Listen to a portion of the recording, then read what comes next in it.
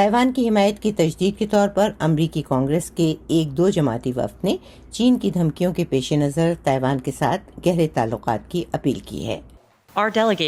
Taiwan کا دورہ کرنے والے کانگریس کے ہر وفد کی طرح ہمارا دورہ بھی تائیوان کے لیے کانگریس کے آہنی عزم کی علامت ہے۔ یہ تازہ ترین دورہ گزشتہ ماہ نینسی پیلوسی کے اس تاریخی سفر کے بعد عمل میں آیا ہے جو 25 سالوں میں امریکی ایوان نمائندگان کی کسی اسپیکر کا پہلا دورہ تھا۔ وفد کی ایک رکن نے وائس آف امریکہ کو بتایا کہ اب امریکی طریقہ کار میں تبدیلی کا وقت آ گیا ہے۔ ہماری پالیسی ہمیشہ سے واضح حکمت عملی کی جگہ مبہم حکمت عملی کی رہی ہے، لیکن ایسا بہت سال پہلے، تقریباً 40 سال پہلے تھا، اور ہمیں جس چیز پر غور کرنے کی ضرورت ہے وہ یہ ہے کہ چین اس عرصے میں ڈرامائی طور پر تبدیل ہوا ہے۔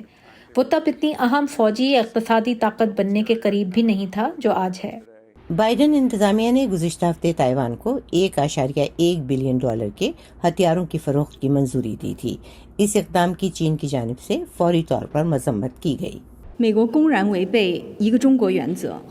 تائیوان کو امریکی اسلحے کی فروخت ون چائنا اصول کی اور چین اور امریکہ کے 3 مشترکہ اعلامیوں کی دفعات کی کھلم کھلا خلاف ورزی کرتی ہے، خاص طور پر 17 اگست کے اعلامیہ کی۔ یہ چین کی خود مختاری اور سلامتی کے مفادات کو شدید زخم پہنچاتی ہے، اور چین امریکہ تعلقات اور آبنائے تائیوان کے خطے میں امن و استحکام کے لیے انتہائی نقصان دہ ہے۔ یہ تائیوان کی آزادی کی حامی علیحدگی پسند طاقتوں کو سنگین نوعیت کے غلط اشارے بھیجتی ہے۔ تاہم امریکی کانگریس میں دونوں جماعتوں میں ہی تائیوان کی مزید حمایت کے لیے بھی تائید موجود ہے، جس میں زراعت اور تجارت میں قریبی تعلقات بھی شامل ہیں۔ انہوں نے ہم سے آزاد تجارتی معاہدے میں شامل ہونے کو کہا ہے۔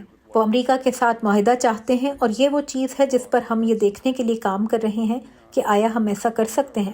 ہم اپنے ساتھ ان کی تجارت کو مزید بڑھانا اور تجارت میں ایک طرح کا توازن پیدا ہوتے دیکھنا چاہتے ہیں۔ امریکی ایوان نمائندگان کے ایک پینل کو ایک سماعت میں بتایا گیا کہ امریکہ اور تائیوان کے درمیان آزاد تجارت کا ایک نیا معاہدہ اور تائیوان کو ٹرانس پیسیفک پارٹنرشپ میں لانا چینی آمریت کا مقابلہ کرنے میں اہم کردار ادا کرے گا۔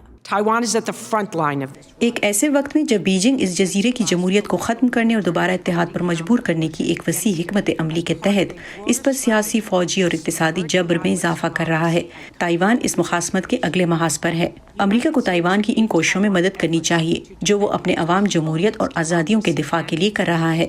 امریکہ تائیوان دو طرفہ تجارت کا معاہدہ یا BTA اس مقصد کو پورا کرے گا۔ یہ تائیوان کے عوام کے ساتھ امریکی یکجہتی کا اظہار ہوگا اور مضبوط جمہوری اداروں، مستحکم سول سوسائٹی، شفاف اور قابل احتساب حکومت اور معاشی آزادیوں کو فروغ دینے میں ان کی کامیابی کا انعام ہوگا۔ امریکی سینٹ کی ایک اہم کمیٹی نے بھی اس ہفتے تائیوان سیکیورٹی ایکٹ کی منظوری دی ہے، جو منظور ہو جانے کی صورت میں آئندہ 5 برس کے دوران سیکیورٹی کی مد میں $6.5 بلین فراہم کرے گا۔ کیتھرین جپسن کے ساتھ شہناز عزیز، وائس آف امریکہ۔